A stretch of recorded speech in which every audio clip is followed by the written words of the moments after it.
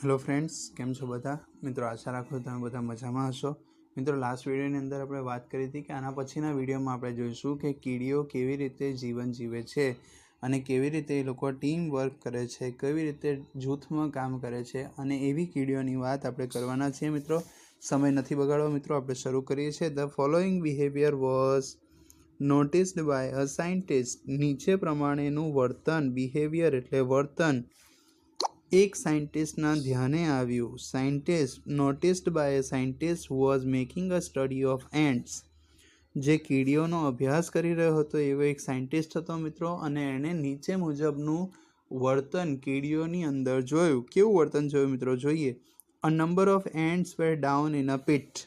जो मैं तमने कीधुं हतुं मित्रों कि कीड़ीओ खाड़ामां छे अने ए लोकोने पोतानो जे खोराक छे, कोई जंतु मरी गयेलुं छे अने बहार काढवानुं छे, तो केवी रीते बहार काढे छे तो ये बात आपणे करवानी छे। जोईए मित्रों। A number of ants were down in a pit. Pit एटले खाड़ो। एक खाड़ानी अंदर घणी बधी कीड़ीओ नीचे हती। वेर धे हेड किल्ड सम फ्लाइज। फ्लाइज एटले माखी। और अदर इंसेक्ट। इंसेक्ट एटले जीवड़ा। त्यां आगळ ए लोकोए कोई माखीओने अथवा कोई नाना जीवड़ाओने मारी नाखेला छे। शानी माटे? तो के जमवा माटे मारी नाखेला छे। The ants began to fetching. Fetching એટલે લઈ આવવું મિત્રો। હવે એ ખાડામાંથી એમના દર સુધી, એમના ઘર સુધી એ ખોરાક એમને લઈ જવાનો છે। તો the ants began to fetching the small bits of this insect. પેલા જે જીવડા હતા, જે જંતુ હતો, એના નાના નાના ટુકડાઓને એ લોકો પોતાના ઘર સુધી લઈ જવા માટે પ્રયત્ન કરે છે, પણ એની માટે એમને ખાડો પાર કરીને બહાર નીકળવું પડે એવી જરૂરિયાત ઊભી થાય છે। The ends began fetching the small bits of insects up to their ant hill. Ant hill એટલે એમનું દર મિત્રો, એમના દર સુધી એમને લઈ જવું છે, પણ હવે વજન ઉપાડીને દરેક કીડી, થોડા ઘણા અવશેષો દરેક કીડી ઉપાડે છે અને સ્ટેપ બાય સ્ટેપ એ લોકો ઉપર ખાડામાંથી બહાર આવવાનો પ્રયત્ન કરી રહ્યા છે, પણ મિત્રો એટલી સરળતાથી એ બહાર આવી શકશે નહીં। જોઈએ શું થાય છે આગળ। This was arduous work. Arduous વર્કનો અર્થ થાય મિત્રો કંટાળાજનક। કંટાળાજનક, થાકી જવાય તેવું। થાકી જવાય તેવું। અંગ્રેજીમાં એને મિત્રો કહીશું આપણે ટાયર્સમ। ટાયર્સમ એટલે થાકી જવાય જેવું કામ હતું મિત્રો। વર્ક ફોર ધેમ, એમની માટે બહુ જ થાકી જવાય એવું કામ હતું, કેમ કે કીડીઓ હતી અને ખાડામાંથી વજન ઉપાડીને બહાર નીકળવાનું છે મિત્રો।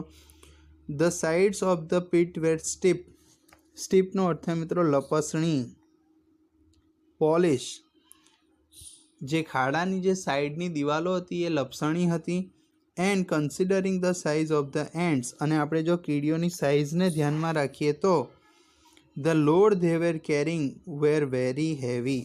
જો આપણે કીડીઓની સાઇઝને ધ્યાનમાં રાખીએ તો જે વજન એમણે ઉપાડેલું હતું એ વજન ખૂબ જ વધારે હતું। It was as if a group of men were carrying a weight of 200 pounds each. એવું લાગતું હતું જાણે કોઈ માણસોનું ટોળું, ગ્રુપ ઓફ મેન એટલે માણસોનું ટોળું, અને દરેક માણસ પોતાનું કેટલું વજન, તો કે 200 pounds એટલે 200 કિલો વજન ઉપાડીને ચાલતો હોય એવું લાગી રહ્યું હતું, કેમ કે કીડીઓ માટે પણ એ વજન ખૂબ જ વધારે હતું, પણ એમનો ખોરાક હતો એટલે ગમે તેમ કરીને એમને એમના ઘર સુધી તો પહોંચાડવો જ પડે। એટલે એવું લાગી રહ્યું હતું કે જાણે માણસોનું એક ટોળું અને દરેક માણસ 200 કિલો વજન ઉપાડીને જતો હોય એવું લાગી રહ્યું હતું। એન્ડ ક્લાઇમ્બિંગ અ ક્લિફ, અને પથ્થર ચડતા હોય, ક્લિફ એટલે પથ્થર। એટ ધ સેમ ટાઈમ, બધા સાથે એક પથ્થર ચડતા હોય, વજન ઉપાડેલું હોય। મિત્રો આપણે જો આપણા માથા ઉપર વજન હોય, આપણે વજન ઉપાડીને જતા હોય ને આપણે ઢાળ ચડવાનો થાય મિત્રો, તો કેટલું આકરું લાગે આપણને। તો એવું કામ કીડીઓ કરી રહી છે। The ends immediately organised the work. Immediately એનો અર્થ થાય મિત્રો તરત જ। ઓર્ગેનાઇઝ એટલે ગોઠવવું। કીડીઓએ તરત જ પોતાનું કામ ગોઠવી લીધું। ઇન ધીસ વે, કઈ રીતે ગોઠવી લીધું જુઓ। While some were carrying up the bits of insects while some were carrying up the bits of insect. જ્યારે થોડીક કીડીઓ એ વજન ઉપાડીને આવી રહી હતી ત્યારે બીજી કીડીઓ શું કરતી હતી મિત્રો, તો કે એના રસ્તામાં રહેલી જે અડચણો હતી, એટલે નાના નાના પથ્થરો હોય, રેતી હોય, એ બધું દૂર કરવાનું કામ કરી રહી હતી। The other ants in front, જે કીડીઓ આગળ ચાલી રહી હતી એ ક્લિયર ધ વે, એ રસ્તો સાફ કરતી હતી. એની સેન્ડ ઓર સ્મોલ સ્ટોન, નાની નાની રેતીના કણ અથવા નાના નાના ટુકડાઓના કણ હોય, પથ્થરોના ટુકડા હોય, એ સાઈડમાં હટાવતી હતી, જેથી કરીને જે કીડી વજન ઉપાડીને આવી રહી છે એ સરળતાથી ખાડો પાર કરી શકે, ખાડાની બહાર નીકળી શકે. Cleared small stone obstructed the way, obstructed એટલે રોકવું, જે એમનો રસ્તો રોકે એવા પથ્થરો હતા એ બધા દૂર કરવાનું કામ કરી રહી હતી. At some point there were it was difficult to get a foothold, અમુક જગ્યા એવી હતી મિત્રો કે જ્યાં પગ મૂકવાની જગ્યા હતી નહીં. એટલે કીડીઓ જ્યારે ઉપર ચડી રહી હતી ત્યારે ખાડાની અંદર અમુક જગ્યા એવી હતી કે જ્યાં પગ મૂકી શકાય એવી પરિસ્થિતિ હતી નહીં. તો મિત્રો તમને શું લાગે છે, પગ મૂકાય એવી પરિસ્થિતિ નથી તો કીડીઓએ શું કર્યું હશે મિત્રો? જો આગળ જોઈએ. This other ants would position themselves in such a way that ants carrying the load could easily climb over them. કેટલું સરસ કામ. જો મિત્રો, કીડીઓએ શું કર્યું કે જે વજન ઉપાડીને આવી રહેલી હતી કીડીઓ, એમની આગળ જ્યાં આગળ પગ મૂકવાની જગ્યા નથી ત્યાં આગળ એ કીડીઓ જાતે આવીને ત્યાં ગોઠવાઈ ગઈ, જેથી કરીને જે વજન ઉપાડીને આવતી કીડી છે એ પોતે રોકાય નહીં અને જે આગળ કીડી ઊંઘેલી આડી પડેલી છે એની ઉપર પગ મૂકીને એ આગળ વધી શકે. મિત્રો, જો કીડીઓ એકબીજાની મદદ કરે છે, જ્યારે માણસ શું કરે છે મિત્રો, તો કે બીજો વજન ઉપાડીને આવતો હોય તો આપણે એના રસ્તામાં વધારે પથરા નાખીએ અને ગમે તેમ કરીને નીચો પાડવાનો પ્રયત્ન કરીએ, જ્યારે કીડીઓ એકબીજાને ઉપર ઉઠાવવાની, એકબીજાને મદદ કરવાની વાત કરી રહી છે. તો કીડીઓ આગળ ગોઠવાઈ ગઈ, જેથી કરીને જે કીડી વજન ઉપાડીને આવી રહી છે એ સહેલાઈથી ઉપર ચડી શકે. Near the top of the pit, હવે ખાડોનું ટોપ આવી ગયું છે એટલે ઉપર આવવાની તૈયારી જ છે. However, there was a small part in the way which was completely, પણ ખાડાની બહાર નીકળવામાં એક ભાગ એવો હતો જે સંપૂર્ણપણે, કમ્પ્લીટલી એટલે સંપૂર્ણપણે લપસણો હતો. હવે મિત્રો શું થશે? હવે પગ મૂકવાની જગ્યા નહીં, કીડીઓ ગોઠવાઈ ગઈ, પણ હવે શું થશે કે અમુક ભાગ એવો હતો જે સંપૂર્ણપણે લપસણો હતો, જ્યાં કોઈ કીડી મદદ કરી શકે એમ હતી નહીં. સ્મૂધ એન્ડ સ્ટીપ, સ્મૂધ એટલે લીસો અને સ્મૂધ સ્ટીપ એટલે લપસણો હતો. ધેર વેર નો ફૂટહોલ્ડ, પગ મૂકવાની કોઈ જગ્યા હતી નહીં. ધ એન્ડ્સ કેમ up to this points and there progress stopped, કીડીઓ આ પોઈન્ટ સુધી પહોંચી અને એમની જે પ્રોગ્રેસ હતી, એમની જે પ્રગતિ હતી એ કેવી થઈ ગઈ? રોકાઈ ગઈ. It seemed that after all they had been defeated. ડિફીટેડનો અર્થ થાય મિત્રો હારી જવું.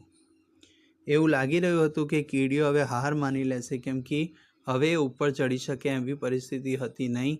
પગ મૂકવાની પણ જગ્યા નથી, કોઈ કીડી આગળ ગોઠવાઈને એની પર પગ મૂકીને બહાર નીકળી શકે એવી કોઈ જગ્યા હતી નહીં. એવું લાગી રહ્યું હતું કે કીડીઓ હારી જશે, પણ કીડીઓ એમ હારશે નહીં મિત્રો.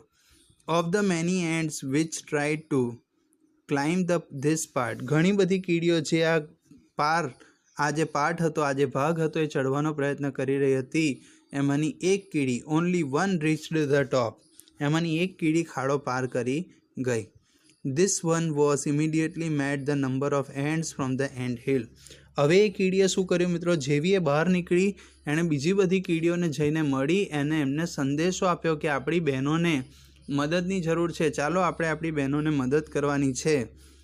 Two whom it conveyed a message, conveyed એટલે પસાર કરવું, એણે મેસેજ આપ્યો, મેસેજ પસાર કર્યો કે ચાલો આપણી બહેનોને જરૂર છે આપણી અને આપણે મદદ કરવાની છે.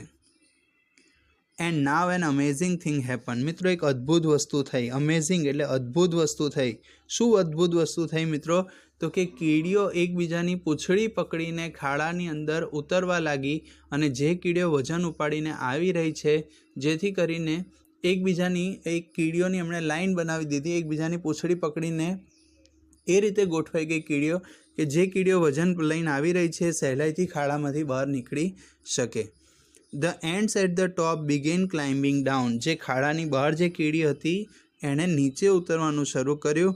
ઇન્ટુ પીટ બેકવર્ડ, ખાડાની અંદર પાછું આવવાનું શરૂ કર્યું. Each holding the tail end of another ant in the front, દરેક કીડી જે આગળ જાય એ પાછળવાળી કીડી એની પૂંછડી પકડી લે અને એની સાથે સાથે એ પણ લટકાઈ જાય અને એક સાંકળ બનાવી દીધી મિત્રો, એક ચેન બનાવી દીધી કીડીઓની. Each in this way an ant chain soon formed. કીડીઓની એક ચેન બની ગઈ. Which slowly dropped down the steep inside. જે ધીમેથી ખાડાની અંદર ઉતરી ગઈ. When it reached the ants waiting with their heavy loads. જ્યારે એ અંદર પહોંચી ત્યારે જે વજન ઉપાડેલી કીડીઓ હતી એમની રાહ જોઈ રહી હતી કે મદદ હમણાં આવી જ જશે, અને એ કીડીઓ સહેલાઈથી જે વજન ઉપાડીને આવતી કીડીઓ હતી એ સહેલાઈથી પેલી ચેન ઉપર ચડીને, કીડીઓની ચેન ઉપર ચડીને ખાડાની બહાર નીકળી ગઈ. They easily climbed up the chain and came out of the top. એમણે સરળતાથી પેલી ચેનની અંદર ચેન ઉપર પગ મૂકીને એક બીજી કીડીઓ ઉપર મદદ માટે આવેલી જે કીડીઓ હતી એમની ઉપર પગ મૂકીને એ ખાડામાંથી બહાર નીકળી ગઈ. મિત્રો, જો કીડીઓનું બિહેવિયર કેટલું સરસ, અને એની સામે જો માણસ હોય તો એવું વિચારે કે આને હજી વધારે ખાડામાં પાડું, પણ કીડીઓએ એવું કર્યું નહીં. મિત્રો, આના પછીના વિડીયોમાં આપણે આગળની ચર્ચા કરીશું. ખૂબ જ સરસ લેસન છે મિત્રો. અલગ અલગ પ્રકારની આપણે કીડીઓની વાત કરીશું. ત્યાં સુધી ટેક કેર, બાય, પોતાનું ધ્યાન રાખજો, અને આના પછીના વિડીયોમાં આપણે કન્ટિન્યુ કરશું.